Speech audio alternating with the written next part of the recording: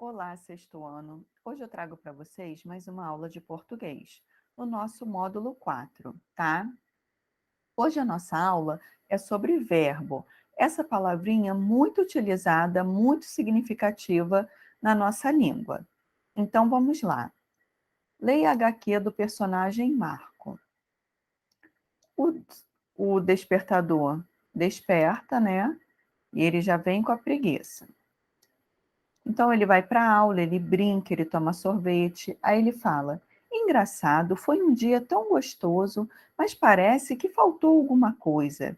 Aí eu tenho uma onomatopeia, né, que representa um barulho. Aí ela fala, garotinha: oi, meu bem. Ah, era isso. Você costuma ler textos desse gênero, né, do gênero tirinha? Descreva as ações que o personagem Marco praticou durante o dia. Então vamos lá, ó.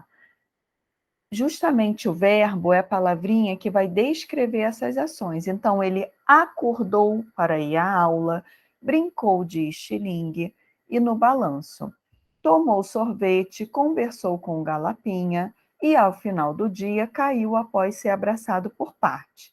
Então, essas palavrinhas, ó, acordou, brincou, tomou, conversou e caiu, são exemplos de verbo, tá? Segundo o personagem, o que faltou para que o dia fosse completo?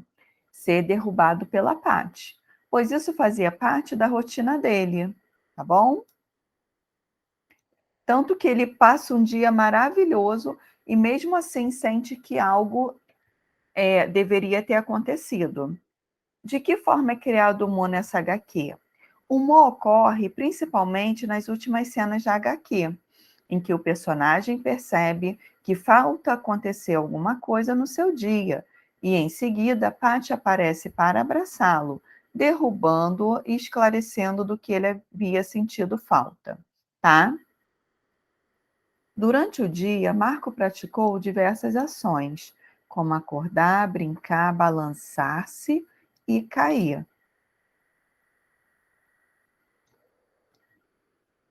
As palavras que indicam ação, estado, mudança de estado ou fenômenos da natureza, situando os fatos no tempo, são chamadas de verbo, tá?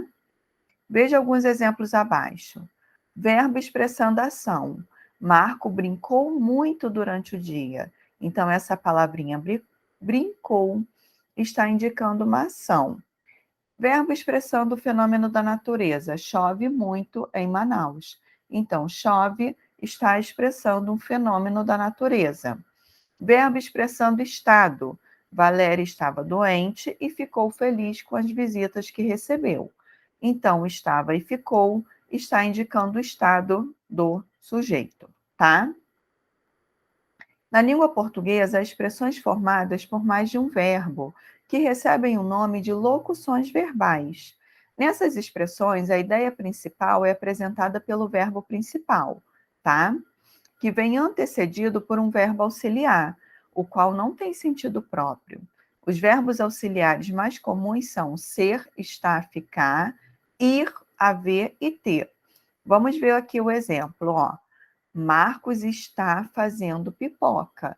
Então, está é o meu verbo auxiliar e o verbo principal é fazendo. A mãe ficou admirada. Eu tenho ficou como meu verbo auxiliar e admirada como verbo principal, tá? Conjugação verbal. As terminações verbais auxiliam a identificar a qual conjugação determinado verbo pertence. Releia um trecho do texto. Nova espécie de pterossauro é descoberta no Brasil. Ao contrário do que aparentam, os pterossauros não são dinossauros. Considerados répteis voadores, eles se diferem dos dinossauros em um conjunto de características anatômicas identificado pelos cientistas ao longo dos anos, como o fato de os pterossauros terem desenvolvido o quarto dedo, enquanto os dinossauros tinham três, tá? Como as formas verbais em destaque são registradas no dicionário? Então, eu tenho aqui os verbos flexionados, né? Aparentam, diferem e terem.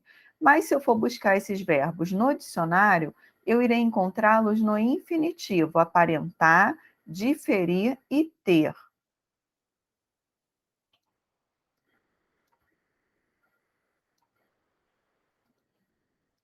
Na língua portuguesa, os verbos pertencem a três conjugações, tá? A primeira conjugação são os verbos terminados em a, como, por exemplo, perguntar, comprar e amar.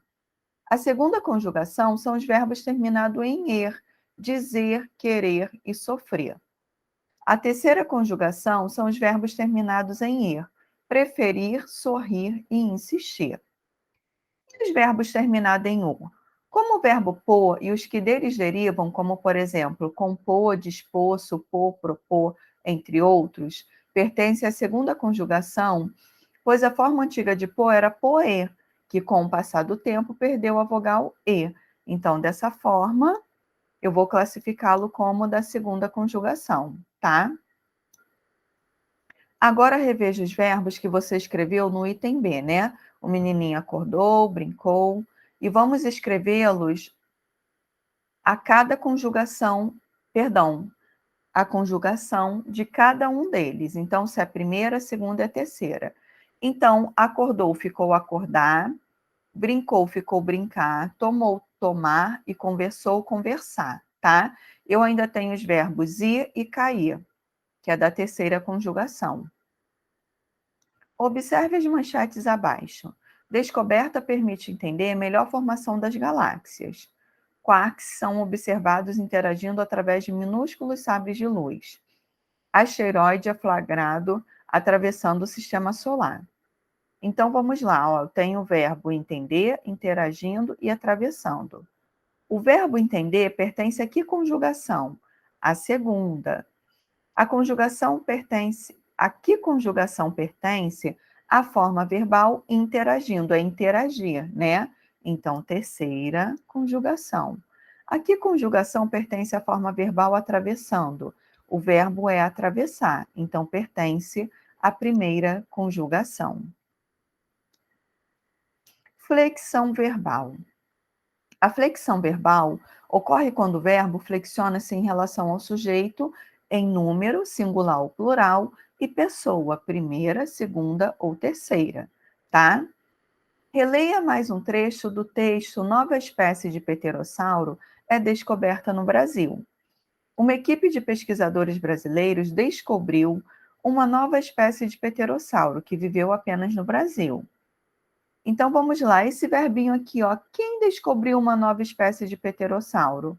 A equipe de pesquisadores brasileiros.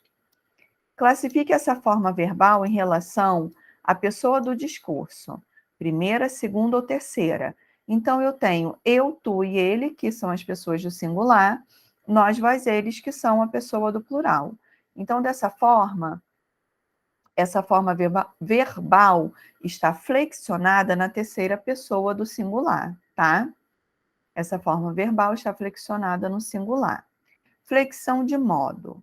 Leia novamente um trecho do experimento Planta Chorona. Então, tem as ações. Ó, pegue o copo, faça pequenos cortes, molhe, escorra, né? Quais verbos foram empregados nesse trecho para indicar um pedido, uma ordem? Pegue, faça, coloque, plante, molhe, deixe, coloque e tampe.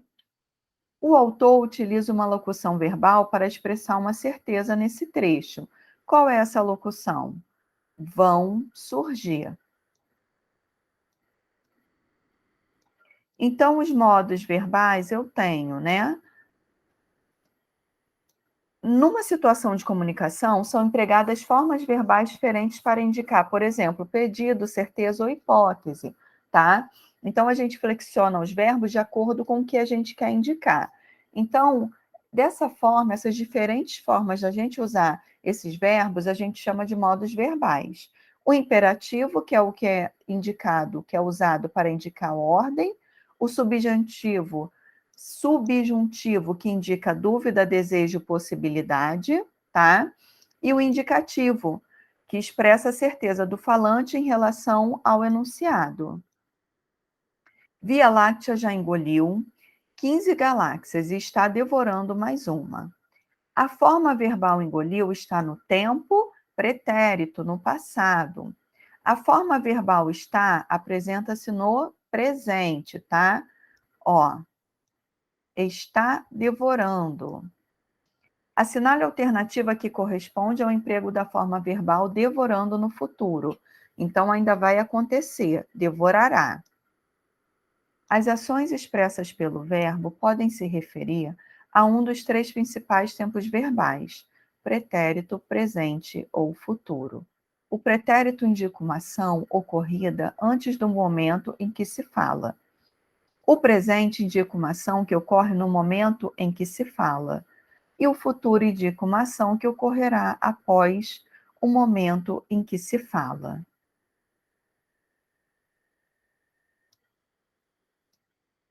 Observe a capa do livro ao lado. Sobre o que você imagina que esse livro trata? Não cale, fale. Quais formas verbais compõem o título desse livro? Cale e fale, tá? Como essas formas verbais são apresentadas no dicionário? Calar e falar. A que conjugação essas formas verbais pertencem? Se terminam em "a", é a primeira conjugação, tá? Escreva uma frase empregando uma dessas formas verbais flexionadas na primeira pessoa do plural. Então, eu tenho que usar o nós. Nós não calaremos, nós falamos muito alto, tá? Em que modo verbal essas formas foram empregadas nessa capa? Não cale, fale. No imperativo. Algumas formas verbais da primeira pessoa do plural são iguais no pretérito e no presente. Indique nas frases a seguir em que tempo esses verbos são destacados. Todos os dias nós lemos um capítulo do livro A História Sem Fim. Lemos está no presente. Na semana passada, nós lemos na escola um livro de contos folclóricos brasileiros. Lemos pretérito.